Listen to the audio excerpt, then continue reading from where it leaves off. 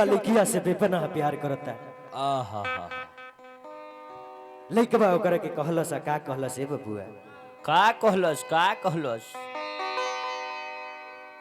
कि पगली के भेलौ हमर कि पागल के दासा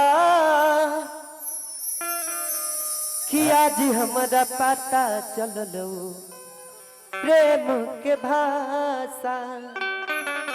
हौले हौले हौले हौले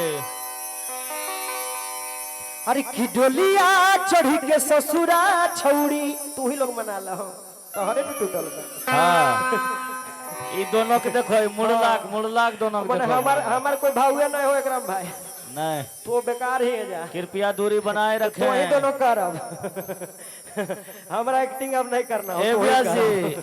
इधर देखो एगो मुड़ला एगो बाल वाला। ओहो अरे कि मारा कंडे बाबा या फिर